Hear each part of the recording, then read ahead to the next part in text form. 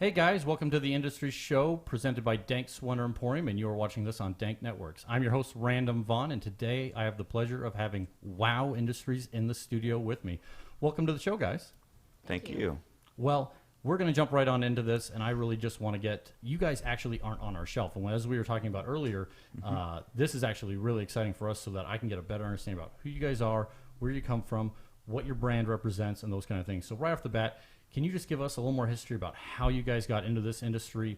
Did you start in medical, start in recreational? Tell us about yourselves. Well, we started in medical. I was a flight attendant for 17 years, and Lance was in the mortgage industry then when we decided to switch to medical.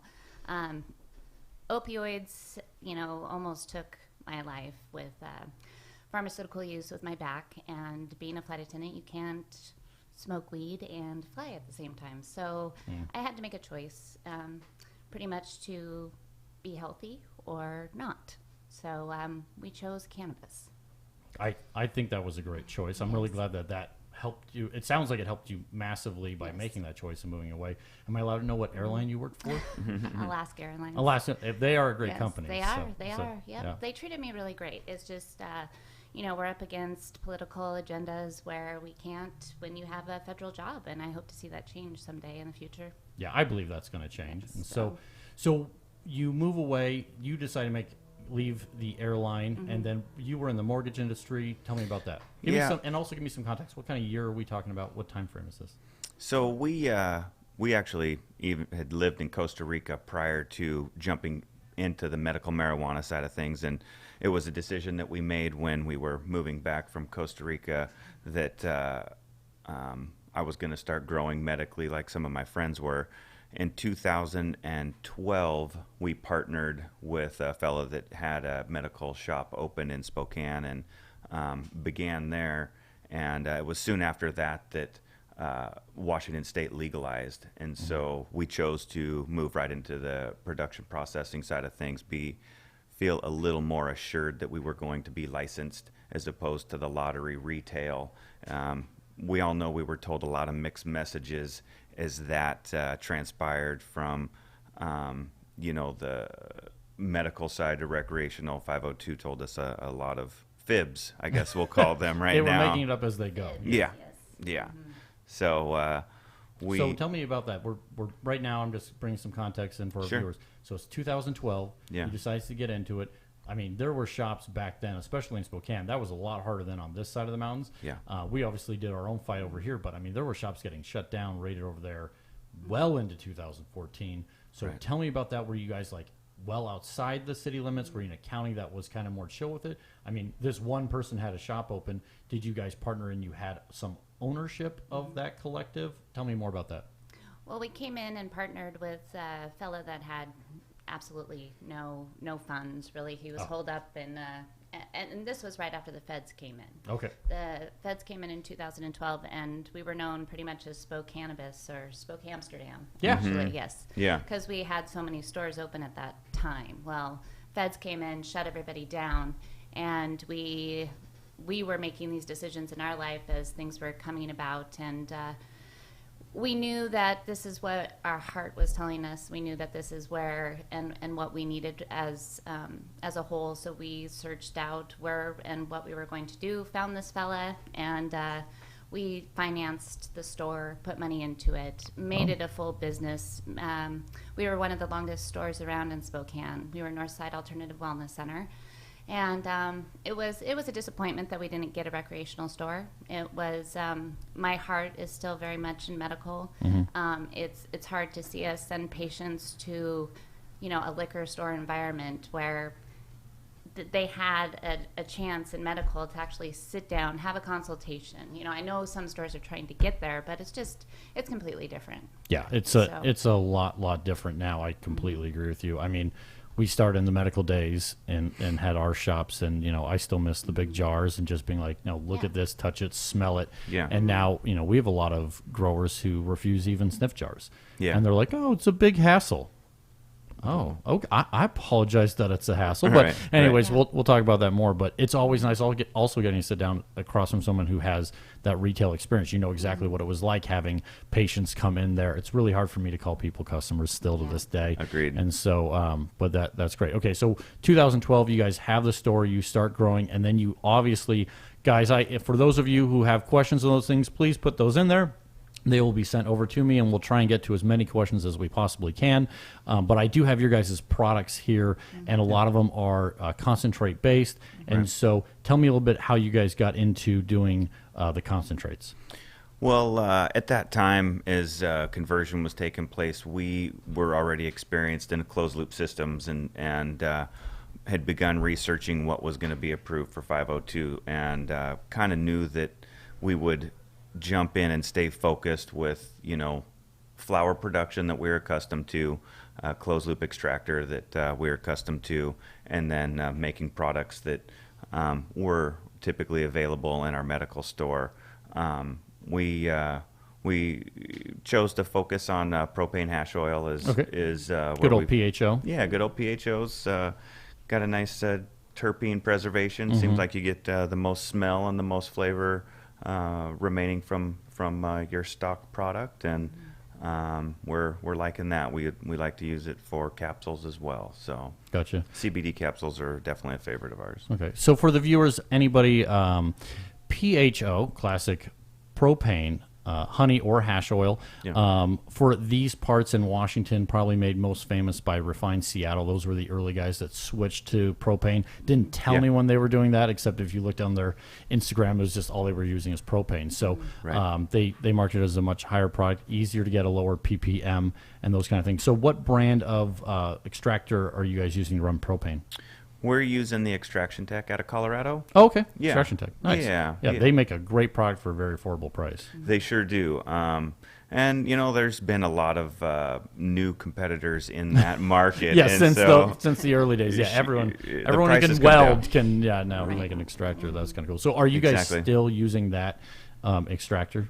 We are. We came across the second one at a reasonable price, and so 2 of those, and then looking to move up to another 5-pounder, and the market continues to expand greatly. So we definitely need to stay ahead, stay with the curve on the new innovative products that are coming together. Nice. I'm going to have some more questions to ask about your guys' actual extraction method and those kind of things. Sure. One question going back to when you guys had a retail store, question that's come in, they want to know is, did you guys ever get shut down for some period of time when you had your retail store?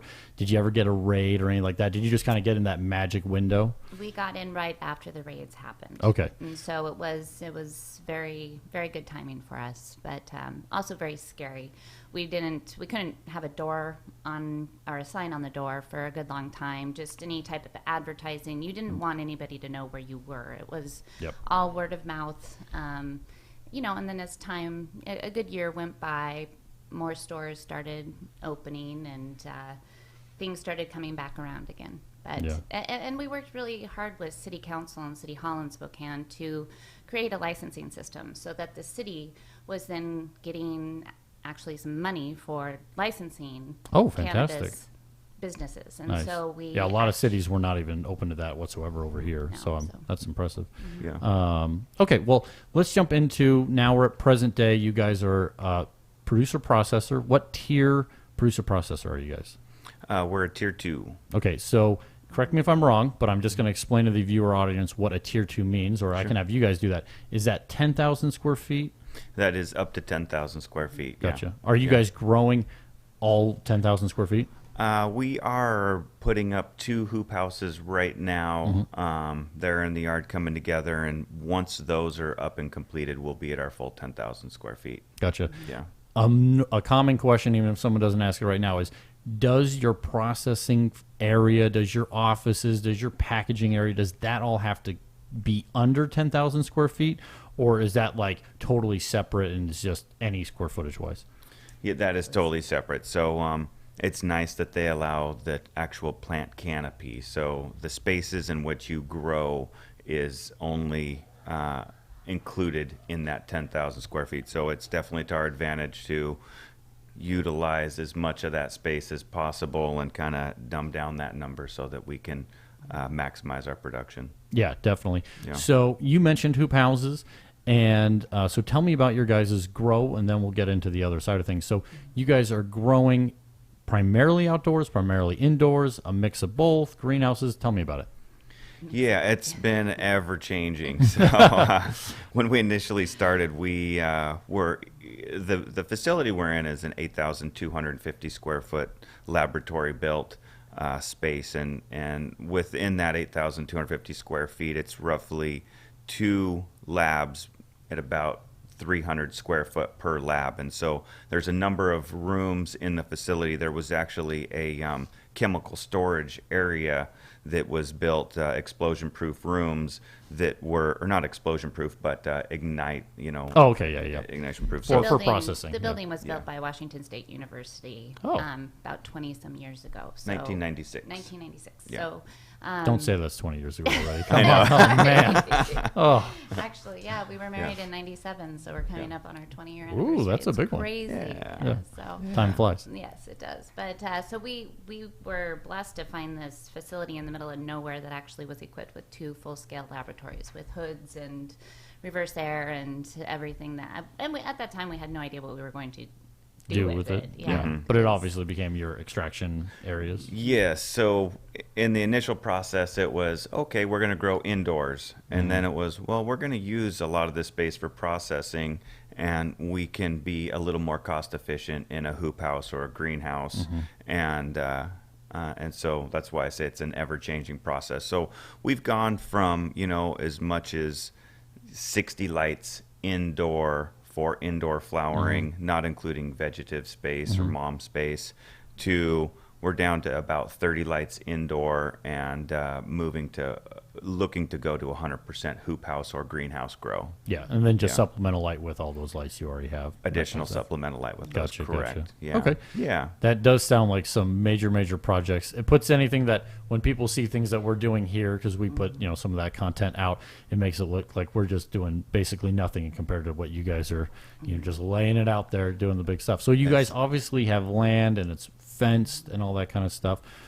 Any major regulations? So are you guys in the county or are you in the actual city where you're at? We're in Stevens County, and Gotcha. we're very thankful to be in Stevens County. Yeah, Yeah. they've been good to work with. Yes, they've Nice. been great. Yeah, we were early on, and even in medical times, were offered this facility and started growing there medically in 2013. And some of the sheriffs in the area have passed by and knew that it was a medical grow at the time. So during conversion, it was very much a small community, and everybody kind of is watching. We're on a fairly main road, so Oh, nice.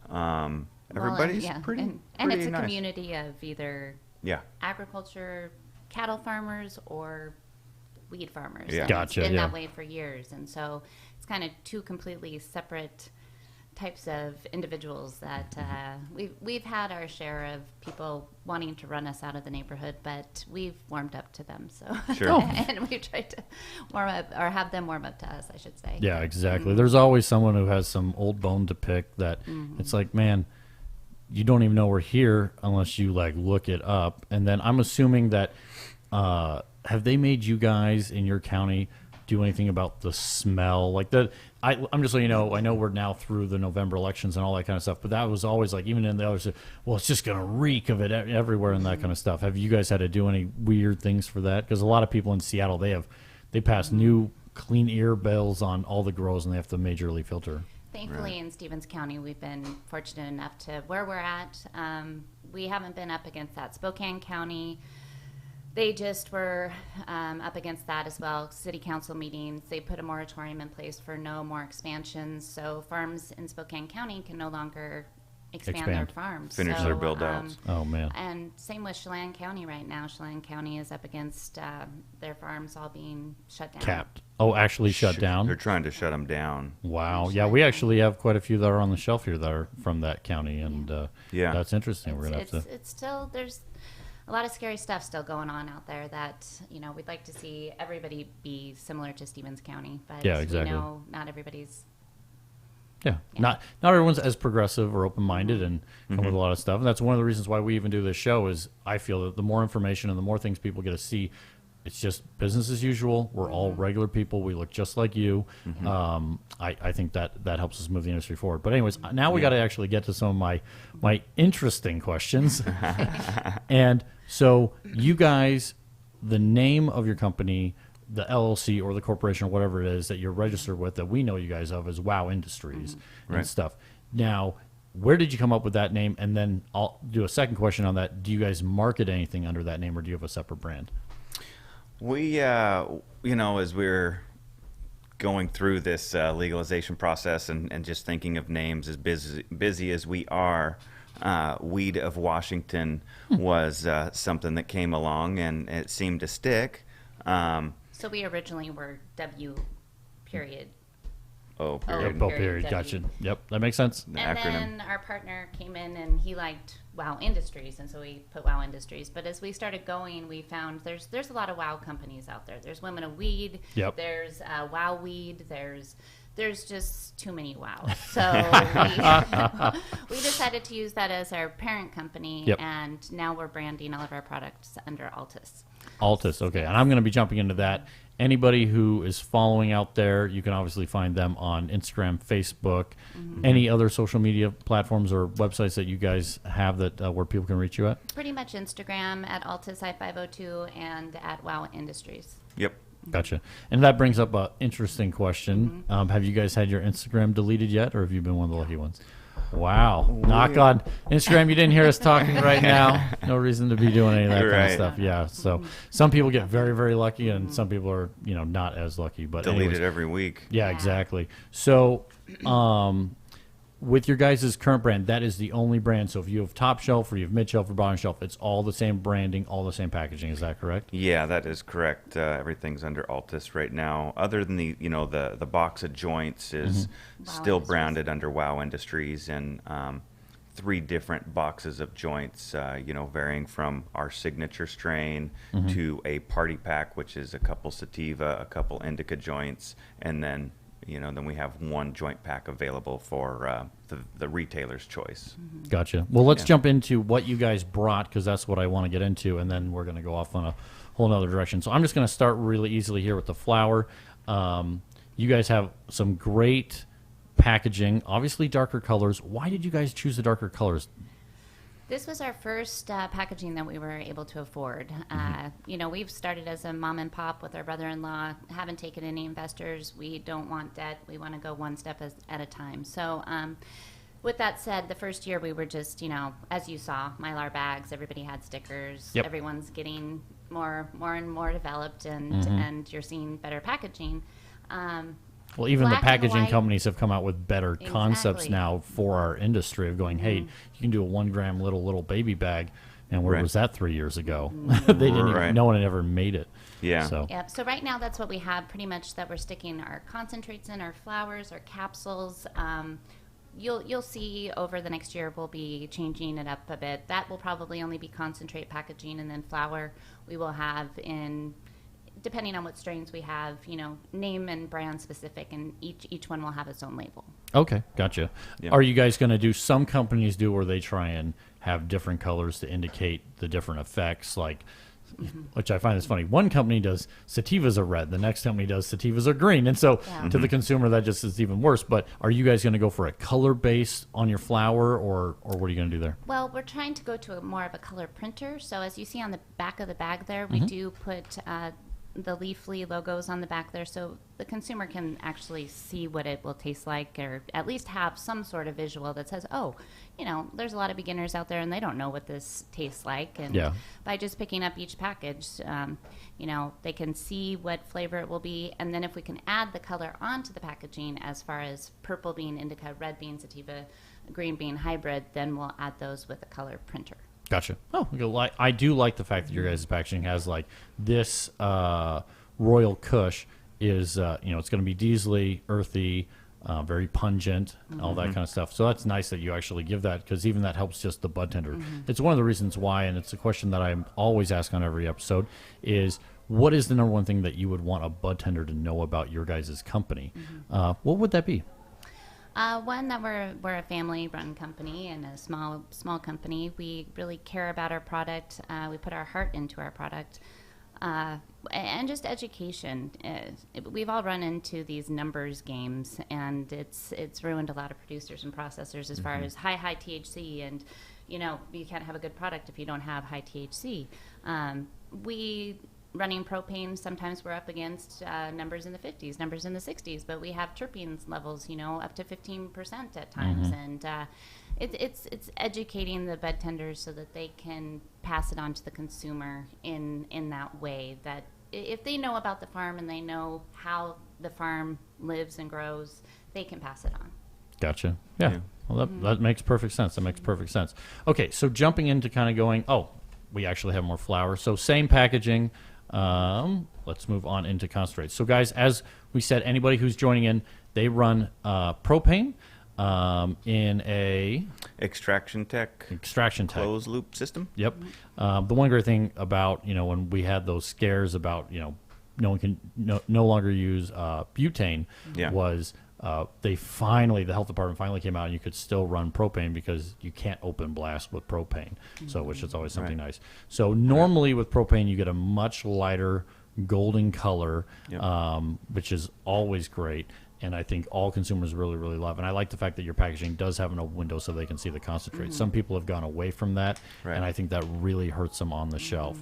So with that, kind of tell me, do you guys sell more flour? Do you sell more concentrates? Are you a 60-40 company?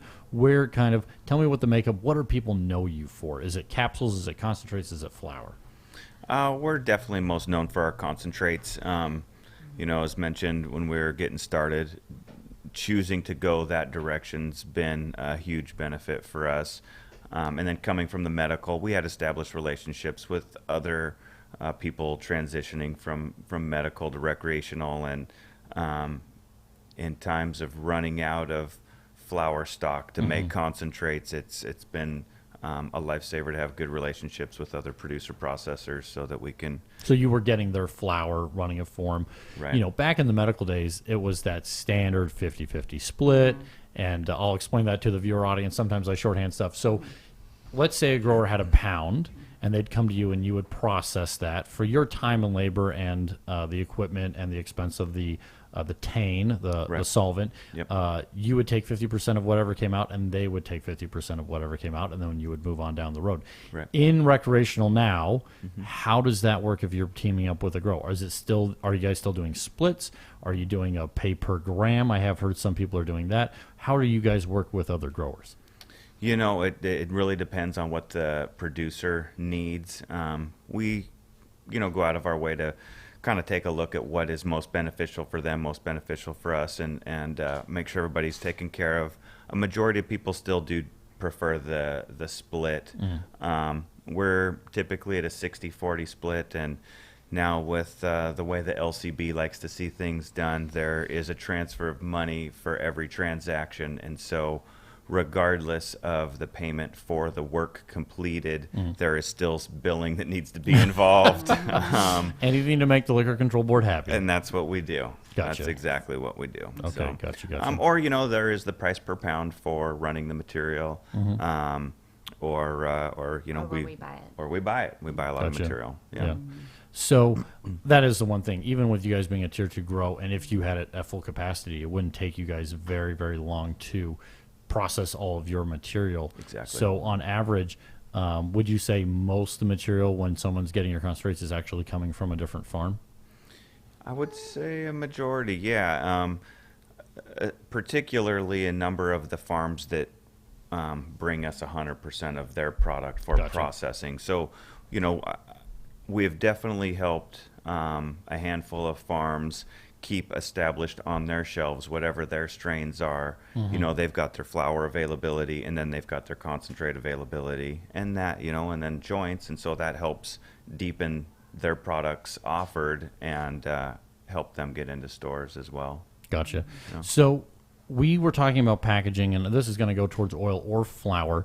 So when you guys have a singular package, obviously we know in oil, some stuff's that just fresh, maybe like a live resin, nug run, and it's just, very terpy, very high testosterone. It's the top shelf. Yeah. And then some stuff isn't. Right. You know what I mean?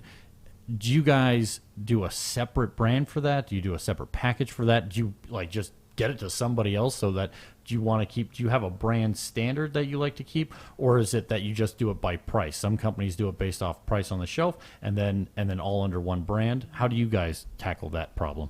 Right now, we're under one brand. Mm-hmm. Our goal is to have a second B grade brand. Okay. But right now, our oil has just been so up here. We haven't had to have any in the B grade level. Gotcha. Sometimes when we do have blowout specials, we'll put them in a Mylar bag with just generic sticker on it. So it could be something that's completely generic and not in an Altus bag. So that's where we would use maybe Wow Industries, a different type of label as a B brand. But we don't have that set right now. We looked at, through certain holidays, if our retail partners are looking to offer a special, if there is something that is a little more B quality or lower THC, that's a great time to offer discounts to our retailers so then they can offer our same brand at a lower price point.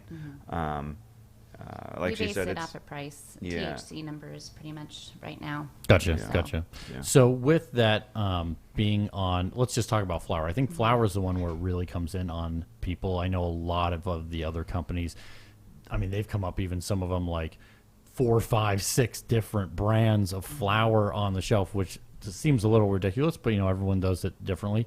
Sure. And so with those different brands, different price points, all those kind of things, have you guys ever felt when you were selling something like, I have one right here in front of me, 22%, when you get something, maybe you're growing and it's in that 30, low 30s% on flour, that stuff just flies. If you've changed the price point on people, have you felt any where, man, that's really not moving as fast as it should, or reverse? People don't want to go for the cheaper stuff because they don't trust that it's as good. Why is it cheaper? What have you guys seen when you've been getting feedback from retailers that you're currently in? I think that we're more experienced on the concentrate side of it, Okay. and so yes, if the price is held a little higher, it right now, again, depending on where the retail store is, Yeah. really determines how quickly those reorders happen. And so there's been a huge learning curve in sales and receiving that feedback from the retailers in regards to what works best for them. Yep. We try to pride ourselves as being a like she said, a mom and pop shop that is very family oriented and striving for above standard quality at a Affordable price. affordable price. Yeah. That's kind of been our motto is, okay, we think that we're higher quality. We're not going to work to say that we are the very, very tip of the top, but that we take a lot of pride in our work and we're above most standards and we're at a aggressive price point. Nice. And so I didn't actually ask this at the beginning of the show, but have you guys entered any cups? I know, like right now, anybody watching, especially people in Europe who get to have a bunch of the cannabis cups that we don't get to have nowadays, especially on the West Coast. We literally have to fly all the way to California for the closest one. Have you guys ever entered any of those cups, the secret cup, anything with your concentrates? We did enter the Cannabis Cup in 2014 with Star. What was the Yeah. collective? So one Cannabis Cup, and we are thinking about submitting for the Dope Cup coming up. So we're Nice. just thinking about the two that we might submit. Gotcha. And So- is the Dope Cup on 420 this year? 423. Yeah. 423. Yeah. Yeah. Okay. It's tough. There's so many events on That's- 420. There is. Everybody who's watching live, obviously, guys, you know what the date is today. It's late March. For those of you watching later on or listening on a podcast, obviously we're coming up on April 20th.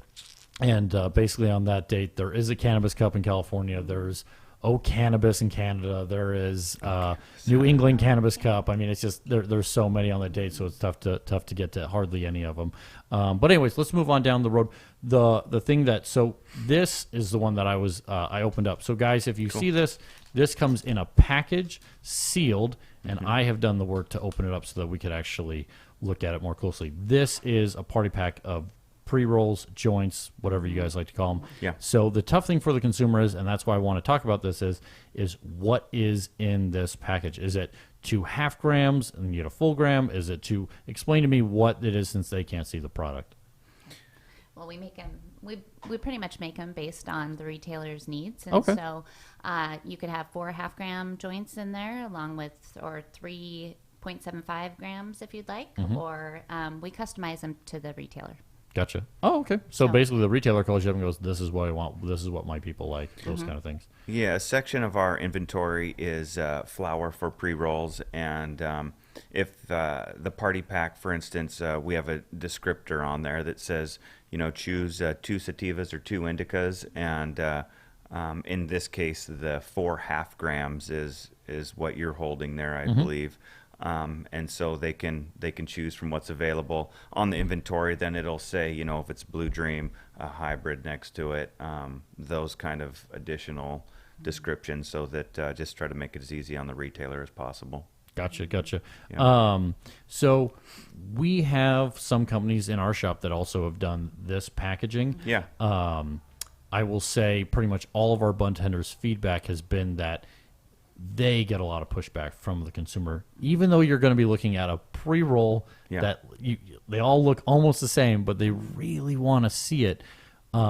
When you guys first came out with this packaging, did you get any of that feedback? Have you felt that is something that has affected you? I always want to know what the producer processors and what they're experiencing, because we can only talk about our locations, our bud tenders, our customers, which are different than customers in some other parts of the state. Sure. Maybe in Spokane, where you guys are located, that's what they want. They want it, inconspicuous, easily hidden, throw it in the purse, totally disappear. So what have you guys seen? What feedback have you gotten? Yeah, a lot of the retailers do like to see the joints, and so when We it's do both. yeah, we do both. If it's a single or a double in a tube, Do you, you do, so you do the tubes as well? Okay. we do. I guess my only complaint with the Mylar packaging is the bending of the joint, Absolutely. and so it's a little give and take. People want to see it, yet they want the protection of it not being bent. Yep. And so the clear tube is a nice solution for 1 or 2. When you get into the 4s, 5s, or 6s, or something like that, we've been enjoying the box. And so Nice. if we can sell a single, then the bud tender can always show them, hey, this is the raw cone that's used to make the joints in the box. Exactly. And we try to keep it price affordable on the boxes so people can try them. And once they try them, hopefully they will like them and come back for more. Yeah. Nice. Yeah. Well, I am going to transition here, guys. We do actually have quite a few of your fans. They're giving shout outs right now and texting and going, "What up, Wowweed?" and all that kind of stuff. So your fans are definitely watching and interested, and just wanted to give you guys that feedback that they appreciate you guys Awesome. coming on the show. Right on. Okay, so let's jump into some other things that I really like to get to know and understand more about you guys. So you guys mentioned that it's a mom and pop shop. You really want to stay local. So what's it like out at your guys' facility? What is a day in your guys' life? What's the day in a worker at one of your guys' facility? How big is it? How many people work there? Tell us about it. You go. Well, we're right now at 17 employees. We've been up to 21, 22 in the summer when we're maximized on grow space and growing as much as we can. And I see us getting back up to 25 employees within the next several months, with the need for getting the hoop houses and as many plants going as possible. A regular day for us is everybody gets there pretty much 8 o'clock-ish or so, maybe a little before. Packaging orders, the layout of the facility is very distinct, and one group of people is constantly filling bags. One group of people is, typically in a trim mode or a sorting mode. You've got people in the packaging breaking off to make joints. You got people in the packaging breaking off to the oil department. Oh, I need this slab. I need that slab. I need that slab. Back to their workstation, and All the while trying to organize new Yeah. orders coming in and trying to keep things organized. Gotcha. Yeah, it's you guys. It's like manufacturing. There's always something to be doing, all that kind of stuff. And I'll tell you, from the job postings that are out there, it's just always producer processors. It just seems like you guys are always hiring, and which I think is a great thing for, one, our industry, and two, for our state to have so many jobs and that kind of stuff. So Absolutely. a follow-up question to that always comes in, and it's already come through on the feed today, is how somebody can break into the industry. What advice do you guys have on the producer processor side of somebody wanting to get into our industry? What advice would you give them? To make physical contact instead of just sending in a resume. Go to the farm, try to get in front of the farm, try to introduce yourself, and don't let up.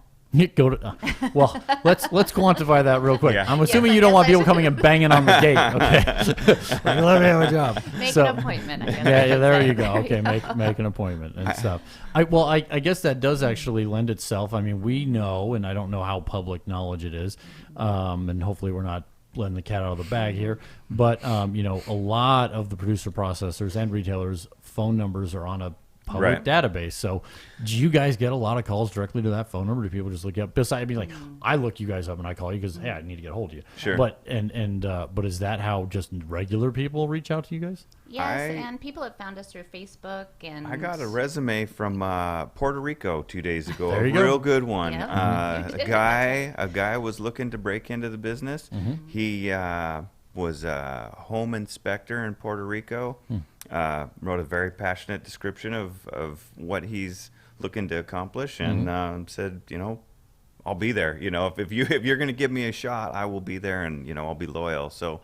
But that was one thing about his that stood out so well was it was a letter explaining something about himself. It wasn't just a, hey, I want to trim weed, hire me. Yeah, we no, get so many all over the board requests from people of all different walks of life. And so if people are serious and they really want this as a job career, we don't have a high turnover rate. That's good to hear. Had a lot of, we have the same family. We have had, we had one round of about 4 or 5 people that came in and took us for a ride, but that's all done and said.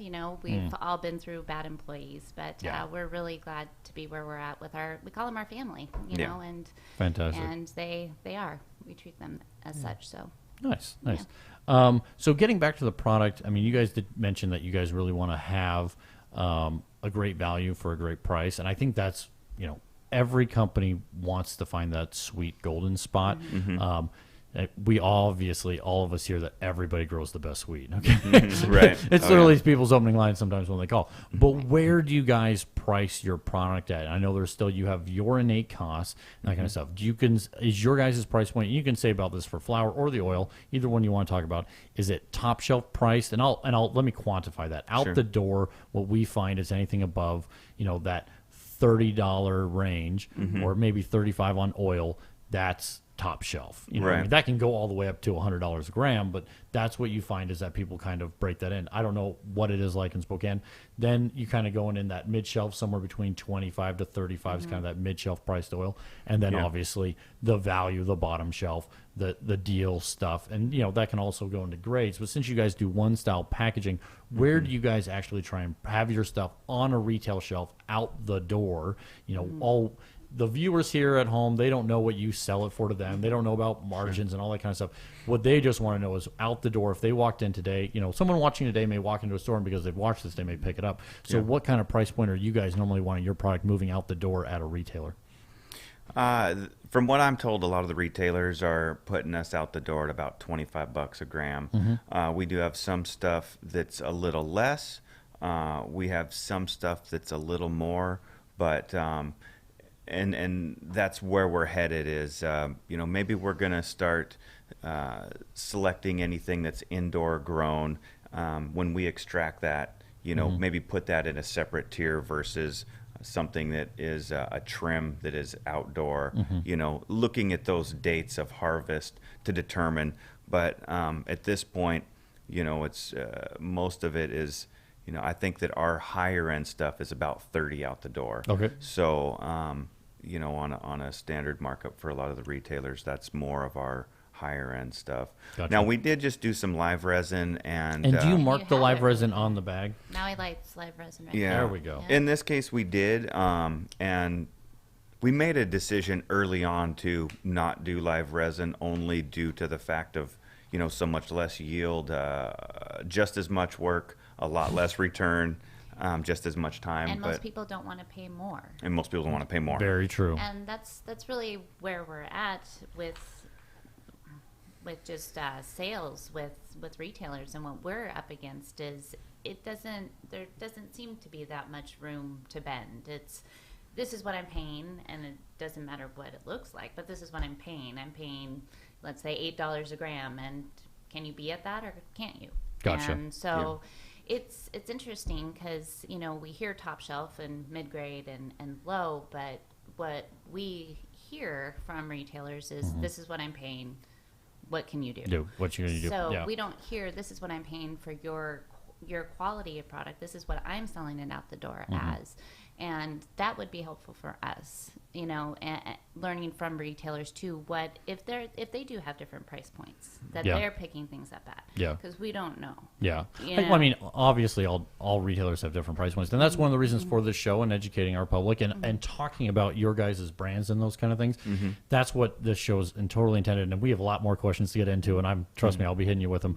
But my antidote to that, and just getting on my little tiny soapbox here, sitting in a chair, is I always feel that because we come back from the medical days, and so I'm going to use Dama as an example. They are a big brand here on this side of the mountains, and they used to put billboards outside of our shops. Now, if you put a billboard outside of my shop going right there, go buy it, and people walk in going, I don't care about price. I don't care. I don't need to look at your other 100 concentrates. I mean, down in our shop, we have 100 different concentrates, and that's not even including how many brands and all that kind of stuff. So you guys are competing on the shelf. That isn't, you're not competing against me about what I'm willing to pick it up for. You're competing against, is someone going to buy you over the guy next to you? Are they going to? And I've literally seen people that are literally 13 cents price conscious. Like it's in like that. You're just like, you're crazy, right? And then they won't even care about that 13 cents and give the bartender a tip. So like where that really fell in, but that really mattered to them. And so, but when you have that opportunity to push people into a shop asking for your brand, I think that's when the conversation changes of what is your price, and it's no, I want your product because customers are coming and asking for it. So I think it's all about one, if you have a big clientele that loves your stuff, that is a fan base, and obviously coming from medical, a lot of people have gotten your products, especially in the Spokane area of your grow. And that's the bigger thing is, are you guys, and that's one question I haven't asked, are you guys mostly in Spokane shops? Are you mostly in, like near Vancouver, South Washington shops? Are you more in Bellingham? It's very interesting where some people just naturally, their brands congregate, and sometimes that's based on price, sometimes it's based on a lot of different stuff. Where is your guys' stuff mostly located? We're spread out across the state pretty well. I'd say the South I-5 is the corner that we don't really have much representation.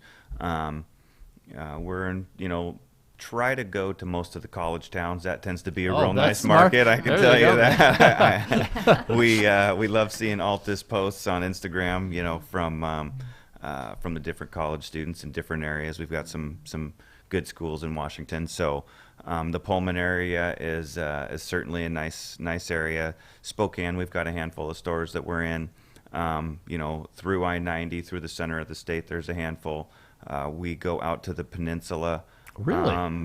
That is it.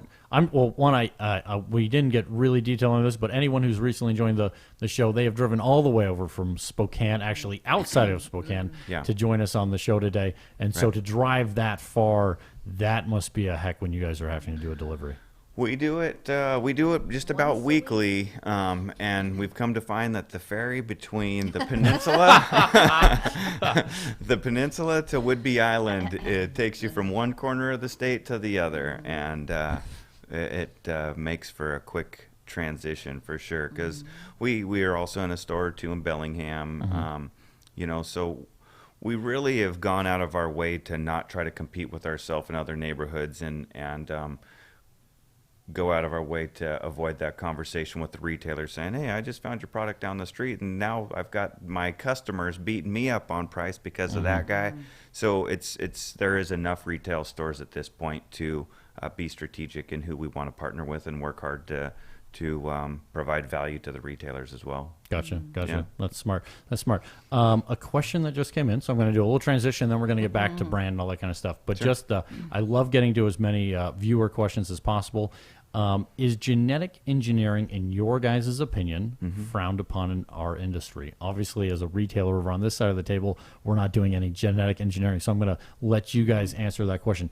Do you guys do any genetic engineering? Have you just basically done, standard crosses and sticking with old school strains? Right.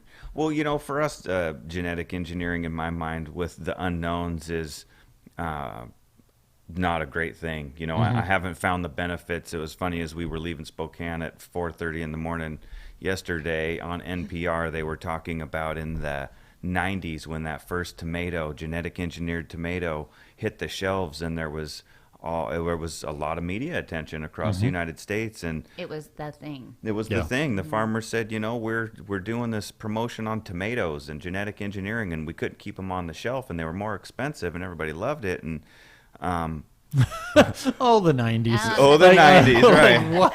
They paid more for it, Okay. So for us, we haven't found and understood the benefit to that, and try to be as close to organically grown as we can without saying the organic name over and over. But essentially, we try to avoid chelated nutrients and as much bottled nutrients as possible, and let the plant perform the way that it's meant to. And that's just our beliefs throughout how we feed ourselves. Yeah, exactly. Are you guys 100% pesticide free? That's a question everyone asks all the time. I would not say we're 100% pesticide free, because if we're using a neem-based product, some people Peppermint oil. Yeah, exactly. That's what we use. we Gotcha. like a cinnamon oil. We like a lot of beneficial insects as well for keeping the pests at bay. Gotcha. Yeah. Now, I know this isn't the growing show, but I just have to ask the question regardless. I didn't get asked, since you guys are doing it outdoor. Are you doing it in soil, cocoa, a medium, hydroponic, a drip system? What are you guys doing, just so people know? We are 100% soil. Okay. We're mixing different mediums and amending our soil. We like a lot of worm castings, and we like to be able to feed. Again, still organically. Actually, we really only feed in flour and veg. We try to provide a healthy enough soil that it's pretty much straight water until flour comes. Gotcha. Okay, so there's that answer for those viewers. Obviously, guys, if we do get the opportunity to be out in Spokane, hopefully we can do a farm visit, and then we can go much more into That'd be great. the details of how you guys grow it and all those kind of things. So stay tuned, guys. Be looking for that on that show. But getting to back on track a little bit, what have you guys done to educate the consumer about your guys' quality, about your brand, those kind of things? Obviously, as we've sat here and talked, a lot of care, concern, and love is going into the product. But what have you done so that people know about that? Well, that's kind of been a tricky one, because our hands have been somewhat tied as far as advertising and the cost that goes along with advertising. Absolutely. Recently, we just had Dope out, and we're taking our first advertising. Gonna take the step, I guess we should say. There we go. So what did Dope do? Dope came out and did a little tour, and they're going to be doing a write-up of one of our strain reviews for June. Oh, fantastic. So be looking for that. And What strain was that, so we can be on the lookout? We gave them Maui the Maui, Lights. those two right And there actually that you're the holding. A-Train. So those right now are our two most popular favorites out there. So Fantastic, Yeah. fantastic. Well, I'm going to jump into that just a little bit, because I know our viewers love weed just like we do. And so they would be very upset with me if I didn't at least put a little more. So we have it's probably a Maui Wowie Northern Lights cross, which they are calling Maui Lights. It's a live resin. Test results, is this the one that they actually tried? Okay, guys, so test results on this. Total THC is 66.1. And terpene profile, get ready, guys. I'm not kidding. 7.95%. Now that is doing some good work. I'm not promising that this is going to be on the Chronicast today, but definitely be looking at it for this week, guys. And then the A-Train, and is that an amnesia with train wreck, or what was the A for? Yeah, the A-Train is, what is it, Arcata Trainwreck crossed with, it's Arcata Trainwreck, and then it's another cross. That's a strain that we've gotten from an indoor grower south of us for quite some time. So you guys don't grow this, but someone else grew it. Correct. And And that's been on our menu for about 6 months, and we're actually going to be purchasing more of their product to keep it because it's been a great seller. People love the flavor profile. It's a nice sativa hybrid that processes well and puts out a great product. Nice. Okay, guys, test results on this again. And any viewers who know what the other cross on this, trust me, they're already looking. I know they're already like on Leafly. Yeah. It'll be chiming in here in just exactly what it is. So this is 69.04% total THC. And once again, guys, 6.83% on the terps. So very, very terpy. My mouth is watering now as I'm literally talking about this. So we have another question that came in, so I'm just going to get an answer for this, but I also want you guys to answer it more technically than even I could. Someone wants to know, what does live resin mean? So I'll let you jump on and kind of explain what that industry term is. Yeah, that is a term for a plant that has not been dried and has not sat through a cure process before the THC is extracted. So is what in this situation you do is you take a plant that is still growing, you do a quick harvest on it, remove any water leaf or any matter in there that you don't intend to extract from, and put it in the freezer, freeze it up solid, and then go through your routine practice thereafter during your extraction. So it changes the flavor profile because that you haven't lost that terpene to evaporation or while drying in a ventilated room. Terpenes tend to move and disappear. So you want to keep them closed up, to the best extent you can without harming, any mold issues or that sort of thing. So. Yeah. On that, when you guys did yours, did you do a flash freeze on it once it was cut down and keep it frozen until you processed it? Correct. Yeah. So we have a cryo freezer in the lab. So -70 Celsius is where that one hits, and it's pretty neat to see the fact that you can take a plant that does have such water retention, and as you pull it out of the freezer, the extractor can just crush it like powder and extract from there. Yeah. Yeah. Oh, yeah. That's nice that you guys have a little jealousy over here with the like you have a cryo. Oh man. She's cold. Yeah, exactly. That sounds interesting. One quick budget. Getting back onto the questions we were asking before. You guys are doing your first foray in with dope, which I can't wait to see that come out. We obviously get dope dropped off at our shop, so we'll all be on the lookout for it. Cool. But have you guys set aside? Now you're into your multi-years down the road. Have you guys set aside like a marketing budget, and you're doing this kind of planning to educate customers about you, or is it just kind of you're sitting there going, well, maybe we should try this? I mean, everybody's in the marijuana industry. It's also one of the reasons we do the shows because we don't get it just to run TV commercials. A lot of us, there's still a lot of questions on if we can even be on radio, which some shops are on radio and some aren't. And then everyone goes to the classics. Okay, great. We got to do billboards. But basically everyone in the world determined that billboards weren't that effective until the weed industry. And then we could buy them all. So I guess in that perspective, how have you guys decided on how budget-wise, there's a finite amount of funds in any business that you guys have decided to go about that? That's where we've just taken that step, and Gotcha. And that is how we're going to be reaching more consumers and getting more education about what we do, and setting aside those funds for advertising. Yeah, I think we got a little bit of cold feet when we had the medical store. We invested a lot in advertising with a local newspaper that was now we feel pretty costly, and so now we've just become a little more reserved on where we allocate those funds. And we did recently do a nice advertisement in the Kush Guide, which I believe is only published twice a year, and more of the retailers get that directly, or people in the industry, versus a magazine that's available for all of your retail customers. Yep. And we are liking what we put together there, and anticipate putting more of that advertising out soon. Nice. Yeah. Nice. Yeah. Yeah. our first round of shirts and hats and all Yeah. that fun stuff, Yeah. magnets, and so one step at a time. Yeah. And yep. We'll definitely send us a little care package so we can have some shirts and hats. Trust me, we love the We swag. have some in the car Yes. for you. Oh, Yes. there we go. There we go, guys. Shameless plug there for myself. For getting a hat. I do like that. Okay, guys. So, we've talked about price point. We've talked about a lot of things about your guys' company, your brand, all those kind of things. And so, what I always like to do on the show is kind of bring this back to the non-weed person. As we know, more and more people are entering our, I'm not going to say industry, but our culture of coming into shops where I haven't smoked in 30 years and I don't know anything about this and that kind of stuff. So for those people who do tend to like to watch our show to educate themselves, what would you say is compare your brand to a non-weed brand? Because as we said, okay, your stuff is $25 on the shelf.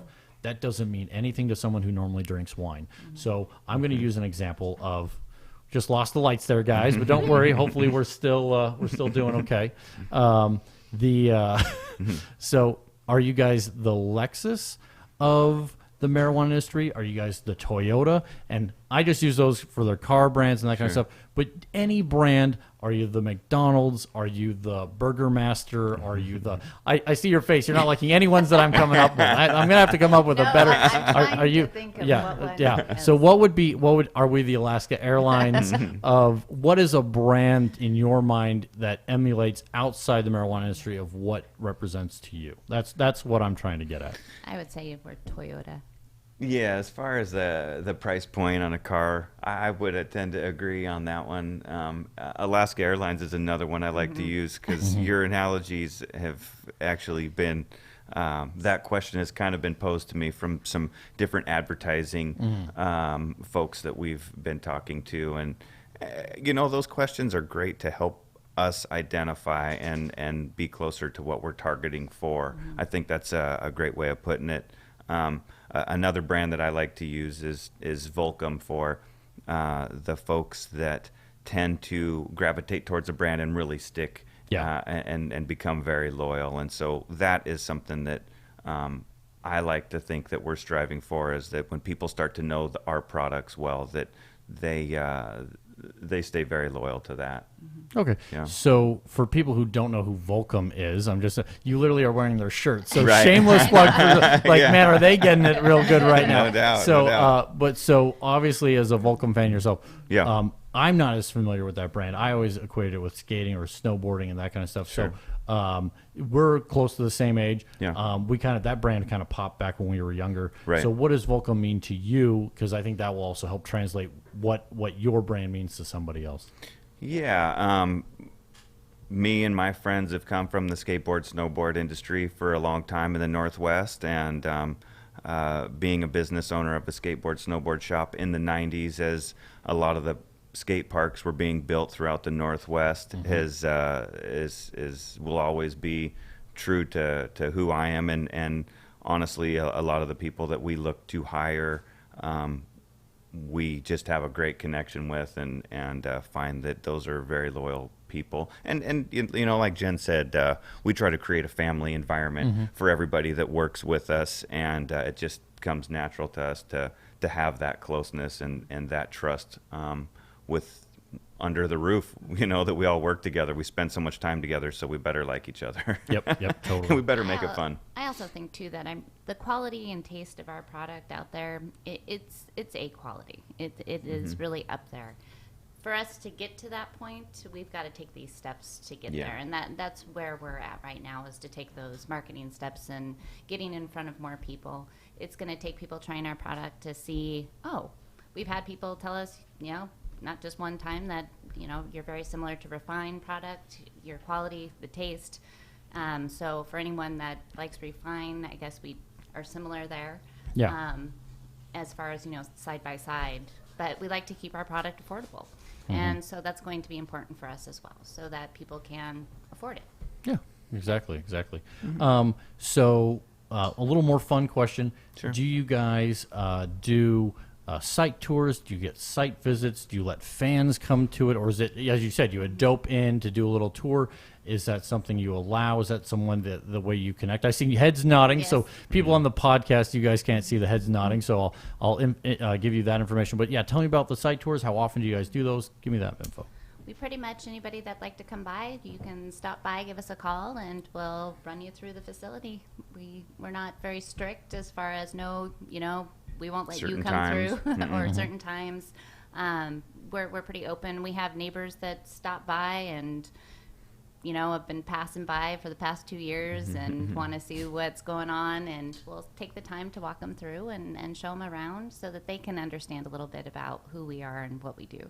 Yeah. It's a plant. We're growing a plant. Yeah. We've got to get away from how scared Mother Nature is, because Amen. it's a good thing. And when do we get tax deductions for making more oxygen? Or there's enough positives from this plant that we need to stop being so scared. Yeah. I was just telling my girlfriend the other day that I was like, man, we should get some regular plants just in our place for more oxygen, because I used to love to walk through the garden and you feel better. You feel so much better. Yeah. She's like, you can choose any other plant, and I go, well, I don't know any plant that gives off that much oxygen. There's like I'm sure you could look it up, but I think there's very few of them out there, and that look is pretty. I mean, come on, There I it want is. to have a pretty plant. So that's great that you guys give site visits. Obviously, we'll definitely try and make it out so that we can show everybody what we get to come see. But Heck yeah. I highly recommend anybody who's in the Spokane area to drive the 45 minutes and contact these guys and go see it. Go get a site visit. So the next question that I want to jump into, and I don't want to spend a lot of time on it because we kind of touched on it a little bit earlier. This is a little bit of a political question, but I really like to get everybody's pulse just because this is the industry show. It's the industry we are in. There is regulation. There are things that happen to us that affect our lives, and so a lot of people in the industry want to watch this show. Sure. And so what are your guys' feelings with Trump, with the Attorney General? There have been a lot of things that have come out. Everybody has a difference of opinion on it. Sure. Are you guys concerned? What's your guys' feelings? Concerned, yes, a little bit with Sessions in office, or as our Attorney General. His history is just not good, period. So, there's definitely been some concern, and there's nerves going on out there. We know people that have had investors pull out after Trump became president.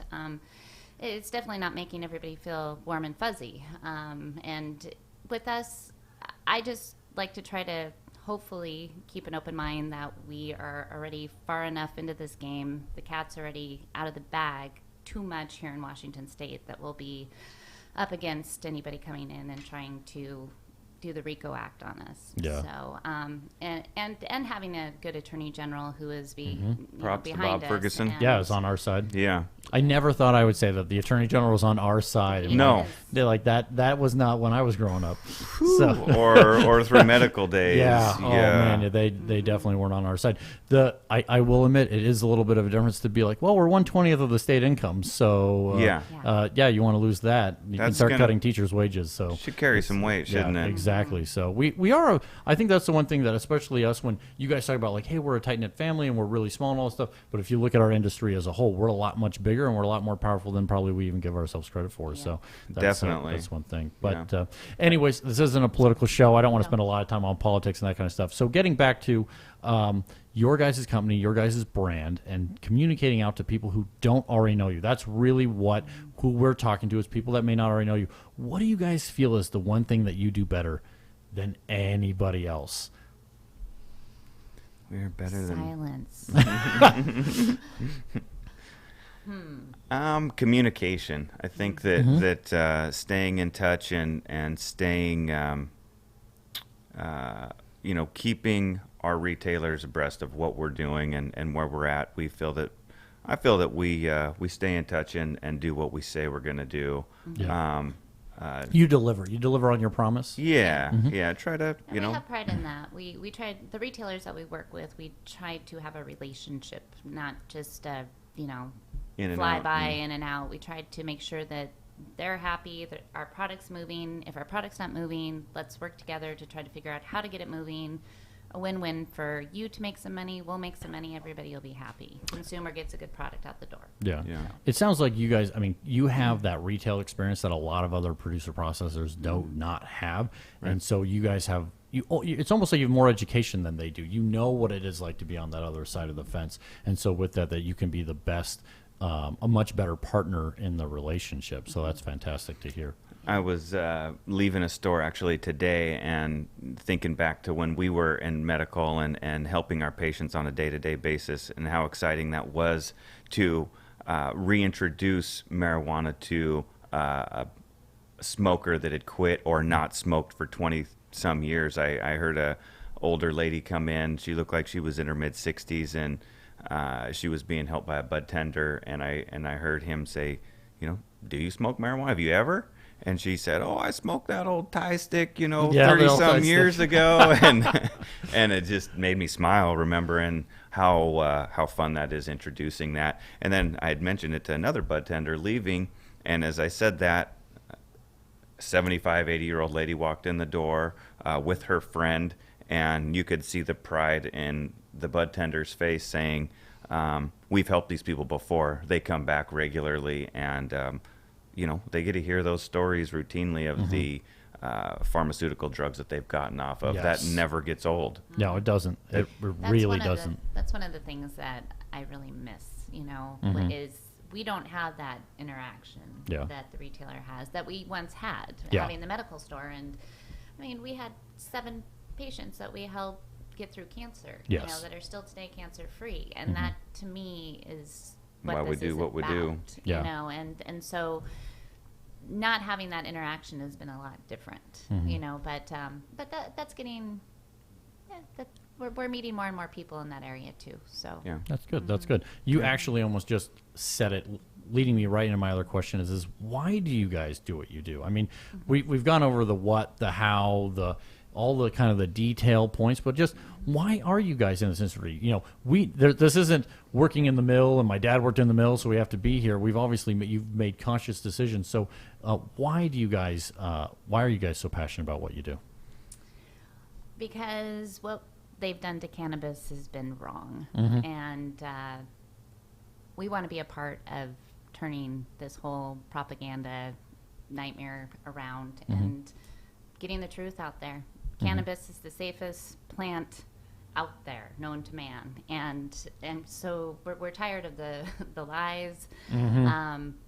Just seeing people with the goal is to have your basket full of pharmaceuticals by the time you're 80. That's the goal for our grandparents, to just in this big pharma world. And we've gotten away from healing ourselves. We've gotten away from thinking for ourselves.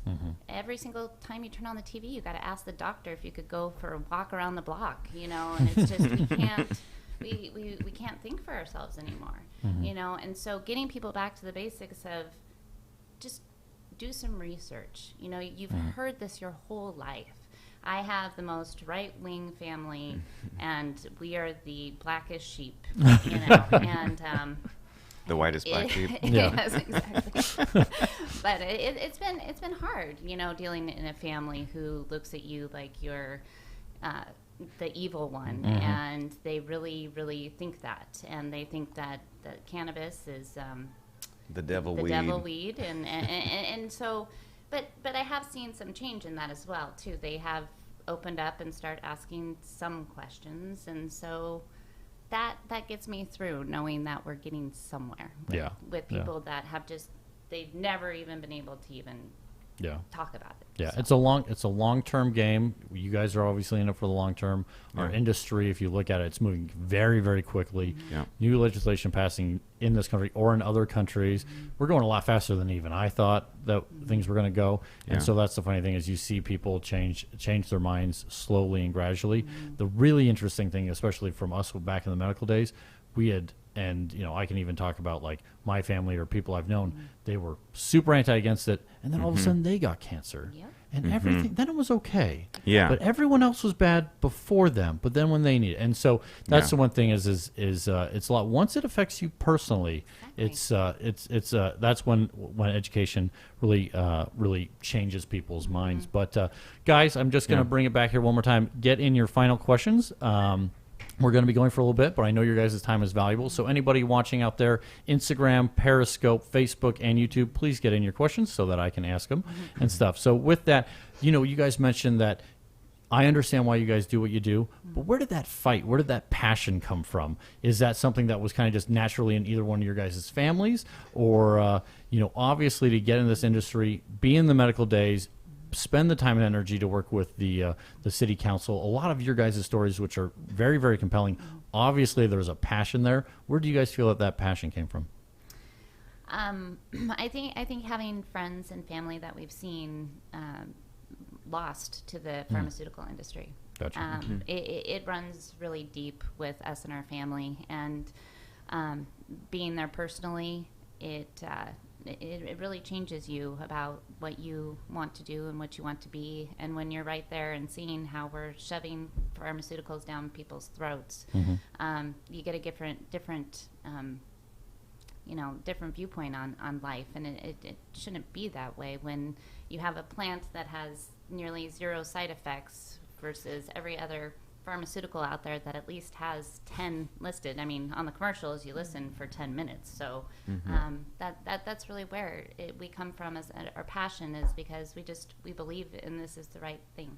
For me, I think it's also been just part of my life for so long. I mean, even back to high school and knowing, my close group of friends that we would use cannabis and play hacky sack, go for a hike. It's always been more of a motivational experience and group experience for me. And so the positivity that is surrounding the cannabis plant and in some sense, to some extent, a clear mind towards I guess I would say an open mind as opposed to a closed and restricted personality is what has always been in my thought process with cannabis, I'd say.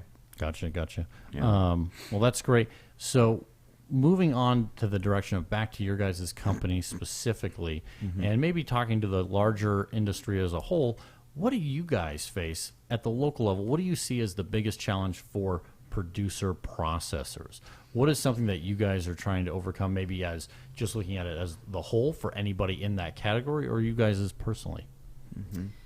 We're constantly up against cost. We're constantly up against, it feels like the race to the bottom. Everybody's trying to figure out this price adjustment.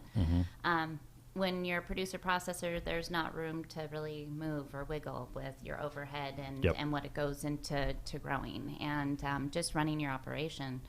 So, it's that's been our hardest thing, along with the Liquor Control Board and all the changes that come out. Seems like every other week, where you could just order packaging and the next day, bye-bye. It changes. $24,000 investment. It doesn't, so those are very difficult things to deal with when those come your way, especially when you're not sitting on a ton of money. More power. Yeah. That's there we go. More electricity. More electricity. More power. Oh, dude, Yes. everybody. Yeah, exactly. I mean, we could use more of that. just for the, I love those kind of stories because that's the real, I mean, people on the outside of this just see it as this super easy golden industry, can't wait to get in, everybody's having so much fun, and what it comes down to is will the electric company bring you guys some power, enough juice? Enough juice. So how many watts, amps do you guys have in your facility? We're right now at 600 amps within the facility, and since it was built a laboratory, some of the air handling systems are actually greater than what we need. And while we have, that 600 amps and another 600 amps coming soon, the remoteness of the area we're in is limited. But on the positive side, the power company's in business to sell power, and when we continue to prove ourselves, then they're more eager to accommodate. Nice. And that was a refreshing breath of fresh air when we found out that 1 minute they're going to charge us $5,000 to drop a pole and give us some more power. And then after repeatedly paying our bills, they changed their mind and said, just pour a pad. We'll be right over. And we'll give you more because we know you're going to use it. Yeah, you're going to use it. Yeah. Yeah. Well, that's really good here. Have you guys, this is kind of a different question, normally not asked on the show, but have you guys looked into any of the, solar cells and all the new technology? I mean, obviously that's not something really for us because we're not using anywhere close to the power you guys are using. Sure. Is it even plausible and help in any way, or because you're using so much power, it'd be like a drop in the bucket? There's things changing all the time. And right now, we are very much into solar or wind or whatever may help us achieve some renewable resource to power. Even if we just start with the fans, we don't have to have enough power to power the lights. Let's just take it one step at a time and start with anything we can do to cut those costs and As a renewable source. Yeah, as a renewable and keep those costs down.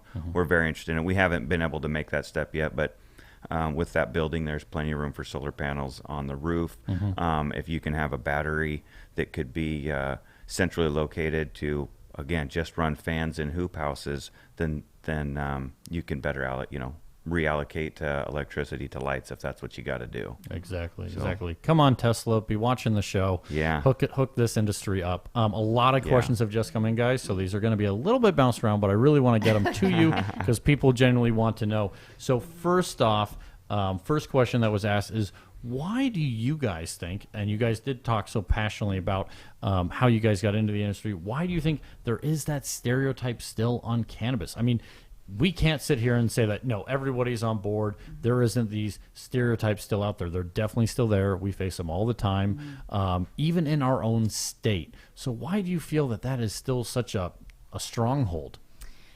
I think it's just going to take some time.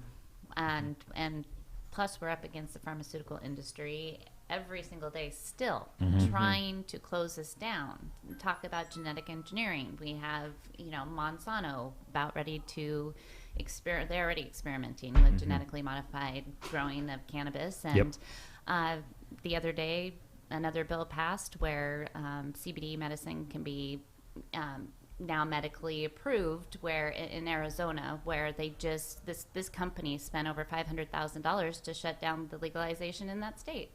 And so until we're past, I think, the pharmaceutical industry trying to shut us down, the alcohol industry trying to shut us down, until we kind of get past prohibition, because we really still are in prohibition in the sense that it's not federally legal. And when will that happen?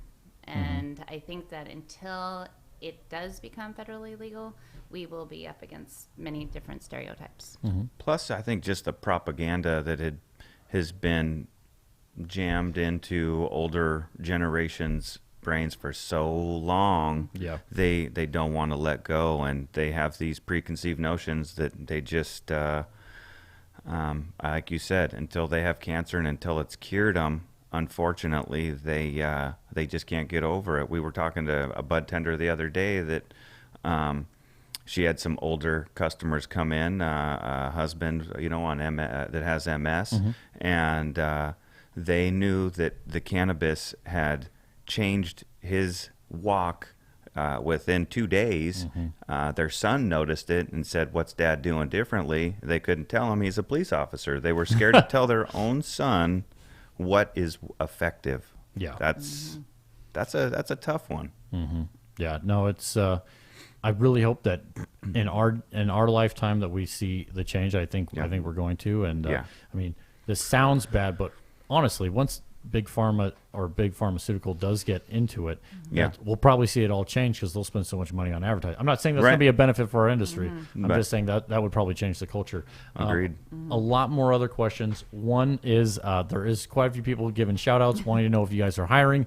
Guys, please contact them on their social media accounts. I'm sure they want your resumes and that kind of stuff. So definitely go down that road. As they already mentioned, they will probably be hiring more during the summertime, as all you growers do. So definitely get your resumes in ASAP. With that, I'm going to switch over to a good question is, people were asking, how do you guys give back to the community? And do you choose to do that locally? Do you do that more regionally or nationally? Are you guys more into giving back to a specific larger organization who has more time to do something? Or do you guys try and stay focused locally? We have goals for, we're in a small town, Springdale, Washington, which is, like we talked about, very, very small. So our goal and what we've been trying to do is hire locally within the Springdale area. Springdale was hit very, very hard in the last 20 years. Their little town completely shut down.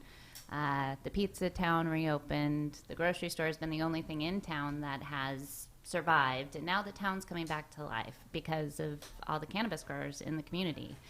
And so we try to give back by shopping locally in the Springdale community, going to the local bar, also hiring locals in the Springdale area who have lost their jobs to other foreseen circumstances. We want to give back even more when we can, as far as when we get a little bit bigger, and keep on giving back to all different types of communities. Oh, that's great. That's great. So with that, guys, I'm going to actually close it out on that question. There's plenty more that came in. Sorry that we couldn't get to y'all guys. But, guys, you've been watching the Industry Show presented by Dank's Wonder Emporium. You've been watching on Dank Networks. I'm your host, Random Vaughn. I've had the absolute pleasure of speaking with Lance and Jen from WOW Industries. And, guys, their brand is, and I don't want to say, I'm very cautious to say it wrong, but it's Atlas. Altus. It's Altus. See, I did it. I said it wrong. I knew that was going to come. Latin meaning is high. Ooh, Or there you above. go. There you go. Or above, yes. Okay, so that's where the meaning comes from. I should have definitely asked that question earlier, but that'll be for another time. Guys, thank you for watching, and tune in, obviously, tomorrow. And as always, we also have our Chronicast. Thanks, guys. Thank you. Thanks for having us.